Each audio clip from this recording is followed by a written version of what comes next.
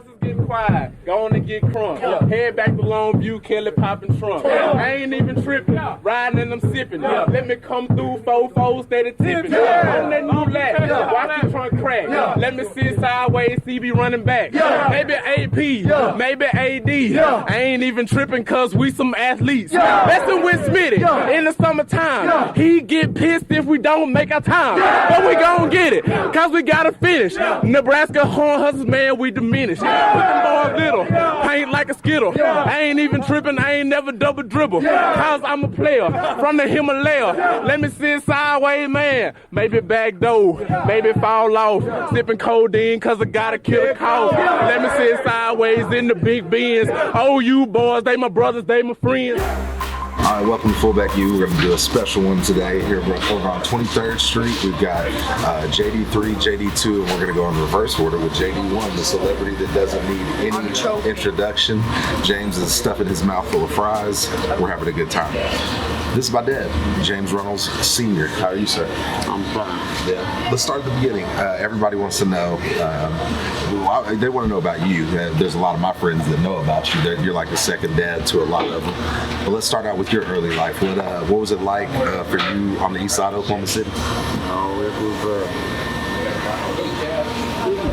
relatively a normal life. It wasn't until I got married that my life took on a change. She was pretty special, I'd say. Rest in peace to your wife. My mom, Kathy Runnels. Tell me how y'all met.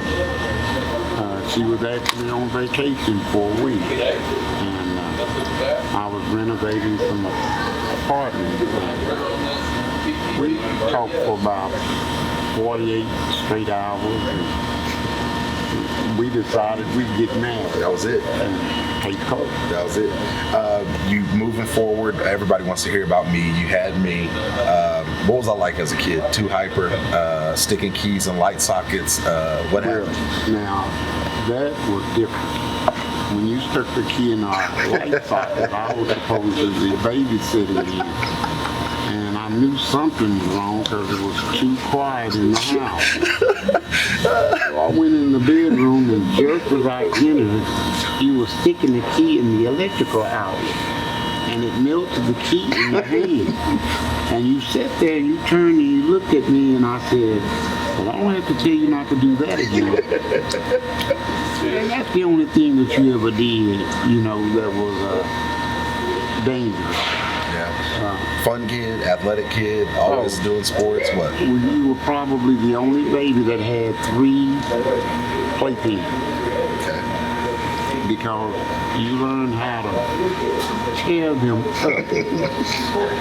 by, I think it helped you in your legs because you learn how to jump, and those had metal bars in them with padding over them. You broke the metal bar. Yeah. Got to talk about your dad, the influence he had, and your mom.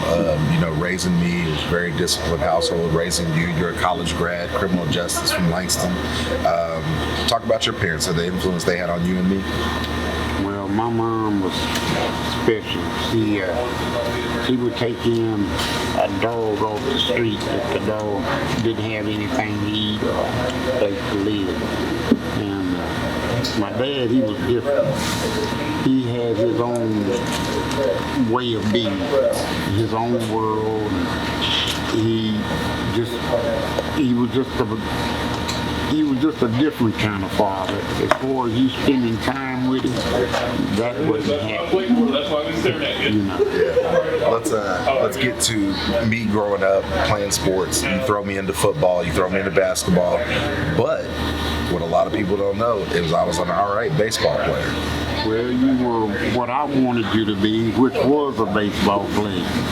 And the thing that I found astonishing was when you came to me and said, Daddy, can I ask you something? And I said, yeah. You said, Dad, you won't get mad at me because I don't want to play baseball, do you? Would you? And I said, no, I won't get mad at you. I knew you had major league potential. So did a couple of your teammates. Matt Kemp, Mike Rogers both played. Right. Both played pro. I feel like Chris Collins was capable. I know Jamal would have made it had he stayed with it. But I couldn't force you to play anything.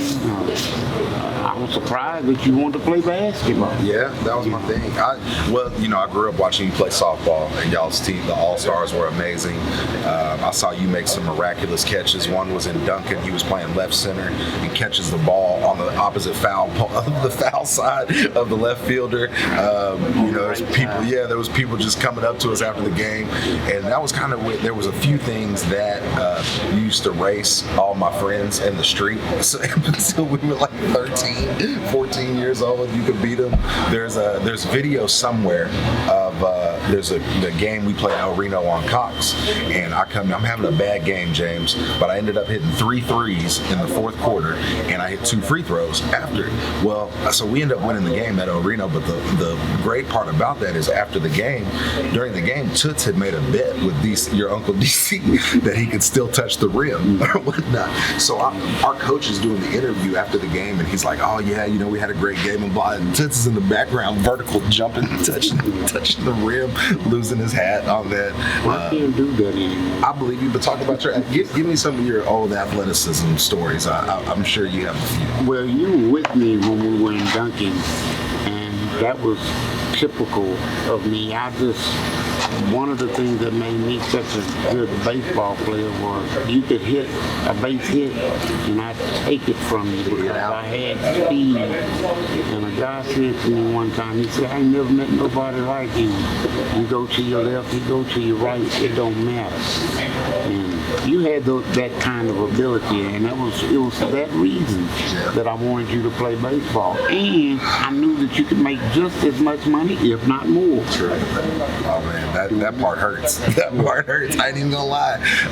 But before we get into that, I'm sure you had some, amazing memories of me in a Sooner uniform. I want to get back to you at Langston. You played with Hollywood Henderson. Was the first round.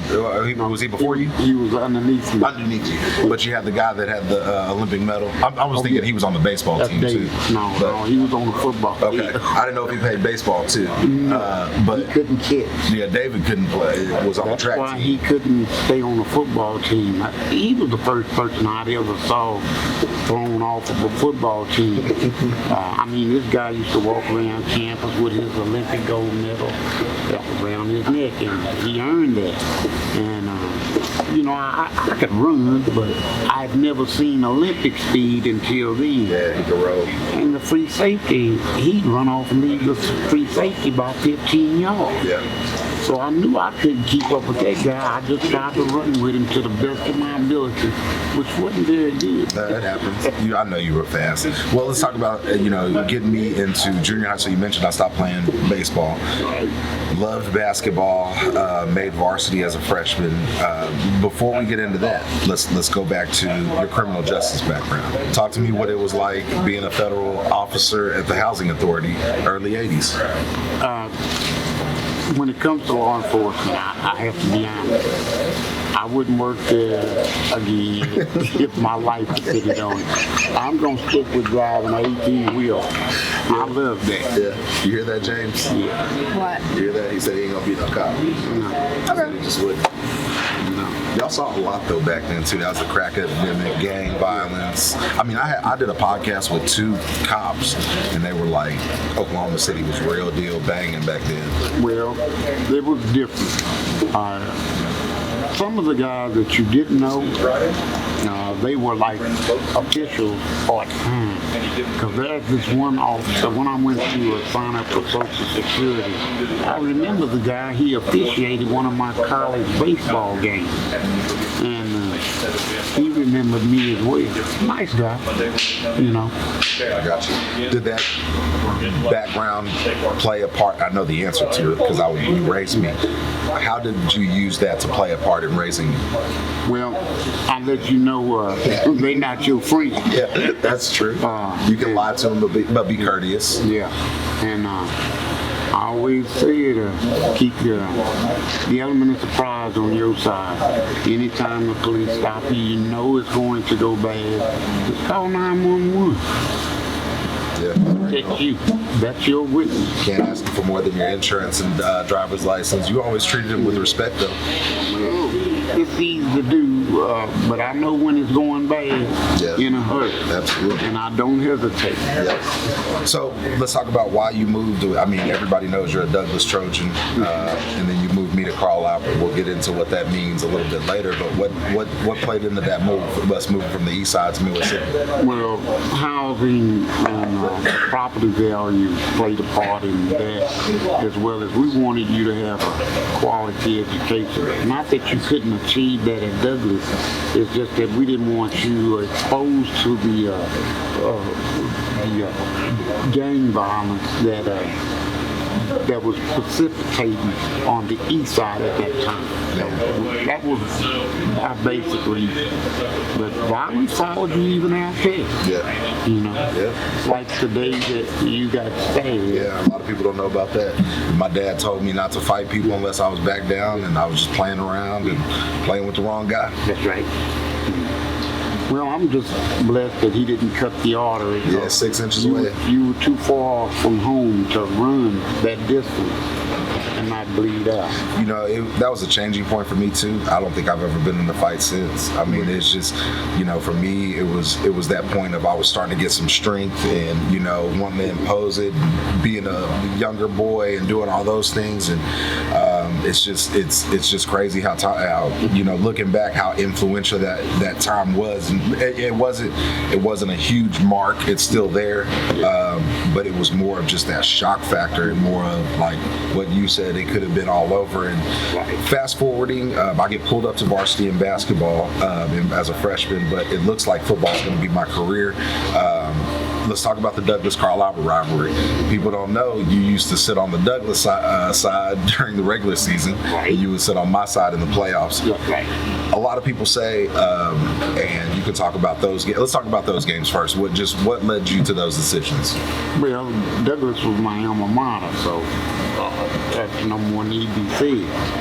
But the thing about the Douglas game, we were going in, and there was these two guys talking about you signing with Texas A&M. And at that time, you didn't believe that you were wanted by anybody. And I told you this, I said, no, the season's not over. Play the season out. Because, see, you were getting letters and all this from schools that I know that you weren't ready to attend. That's real. I know most people take for granted when they get a scholarship, they take it for granted. But if you get a scholarship to an Ivy League school, to me that shows that you are over intelligent individual, because in order to attend those schools, there's one thing you must do for yourself, and that's read at least 4 books a day. And that wasn't me. And that was not you. I was a math guy though. But you did all right. Yeah. You did all right. Yeah, I was a math guy, so you didn't answer that. Well, no, that's my phony ghost call. Oh, okay, you did. Big time in this. Let's talk about those Douglas games though. A lot of people think that, and I don't want to toot my own horn, but I scored a touchdown in each of the playoff games. A lot of blue, and my boy Richard Jones and all the buddies that we grew up with all say if I was a Douglas Trojan, they would have won state, that whole deal. How do you feel just about your son being the kryptonite for Douglas? Well, I felt like this. You got to keep everything in perspective. How do you feel the first night y'all lost? Horrible. You were crying, and I said, James, it's better to lose now, because see, if you lose in the playoffs, it's over. Yeah, very true. And you hurt them the most by beating them in the playoffs. Yeah, we did. Let's talk about OU. Signed there. What did that mean to you? Any memories from that? How crazy was it? I remember the first reporter who asked me a question. He said, Mr. Runnels, how do you feel right now? And I remember my answer to him. I told him there's not a single word in the dictionary that would define how I feel right now. Okay? You hear that, James? He You hear got that? excited. He said his best feel, and I'll give you one better. Your dad said that one of his And we've got a video I got to show you before you leave of James telling Grandpa he loves him before he passed away. But when he was in good health, and I went and sat and talked to him, he said that seeing the last name Runnels on the back of an OU jersey was one of his like most prideful moments. Yeah. I mean, what do you think that meant to him? Oh, well, see, I went over there the day you got drafted, and we sat out on the front porch and we talked. He was so excited. He was genuinely proud of it. The one thing that I hate that didn't happen, and that is that your mother didn't get an opportunity to see your son. Yeah, that's real. Yeah. And Grandma Rampy just passed away as well. Yeah, So she didn't get to meet him as well. But Pops, those are just things that happen. Unfortunately, as we get older, you always tell me. Yeah. You have to stay ready so you don't have to get ready. Let's focus to go back to OU. Any fun games? I know you're still mad at Chuck Long for not giving me the ball as much. Talk about how you really feel. How did I do? You did extremely well. As a team, y'all lived. To me, you went beyond my expectations. I felt like y'all could have changed something, but I'm not a coach. I don't call the plays. I wouldn't call some of the plays the coaches call. And I play defense, and I applaud what I see when I see y'all play. I applaud that. Yeah. See, I only played football 2 seasons, so I was behind when it comes to football. Because first of all, I didn't even know how to put the pads in the pants. And I only played 2 seasons. Right. And the first year, it was not a good year for me because we only played one defense, man to man. Right. So when I was integrated the second year under this new coach, and he brought in a zone, I'm like, what is he talking about? Are we in space or something? Right. I didn't really understand. I just played off of what little ability I had. Yeah. You used to swim Langston Lake? No. You really didn't? No, I swam in their swimming pool. Swimming pool, but you swam laps like you were swimming. Or you said you used to swim the equivalent of what the lake was. Is that what it was? Yeah. Okay. Any other swims in Langston? Oh. Missed it, loved it? Oh, I love it. You used to take me to the homecoming every year. That was awesome. The football homecomings. Well, when you want to talk about OU, I have some friends that you'd be better off getting what they saw in me, because I met some guys from like Washington D.C., California, a few in Tennessee and Louisiana, and we all just kind of gelled together like Jello. We got to know each other, and they were stunned when they found out that I had never played organized football before. Right. But I didn't know very much about football except for how to do certain things. And that was it. NFL, you drove up to a few of my games. Hated it. I get it. Chicago was cold as hell. I thought I was crazy when I was there. That was before you were born. So I'm a cheesehead. Yep, you're a Green Bay So Packer I come fan. to the game, y'all playing Green Bay. Y'all won that game. And I get in line, I'm in the concession stand, and I got a coat on, I got gloves, I got a wool blanket around me, and there's this little girl with a tank top on.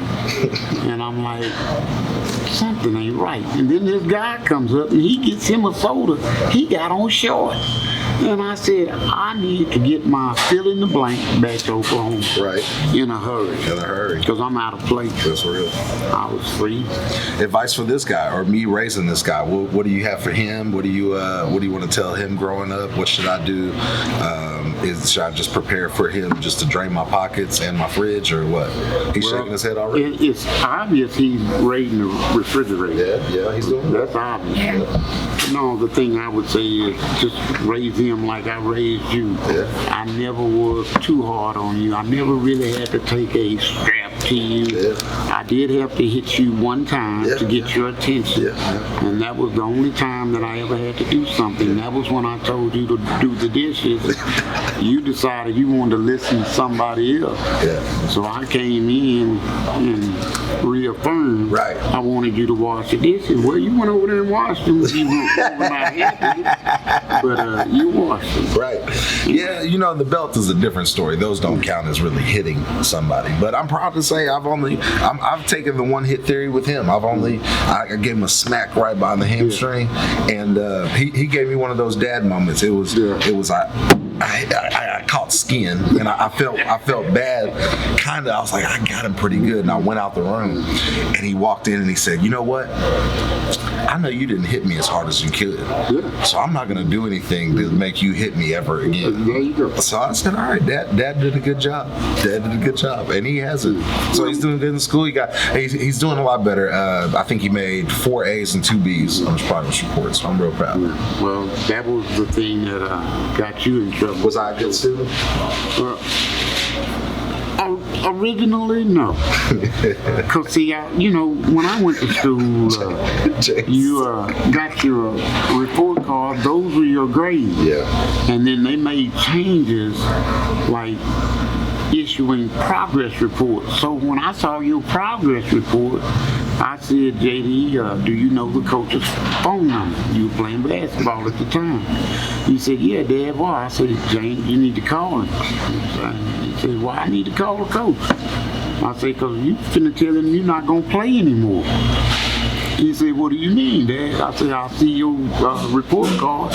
You got a D on here. I said, A's and B's are good. You said you were good at math. C means You you're said you were close. good at math. Or D means you're done. And you have a D here, and you are done. So you need to call the coach. Good. Yeah. And you start crying, Mama, tell Daddy this ain't my grade. And my wife explained to me it was just your progress report. And I said, oh, school has changed since I've been there. So what happened? He's right. I went through a little rough patch, but through grade, I got it right, absolutely, and then didn't look back. That was the other thing. Was I tested out of math really, really early. I was in trig honors, took chemistry honors. I was, so I took school really serious, and then graduated college. So that was the other thing, man, is that you put that knowledge into me. Man, what do you think about OU football these days? You got blasted by LSU.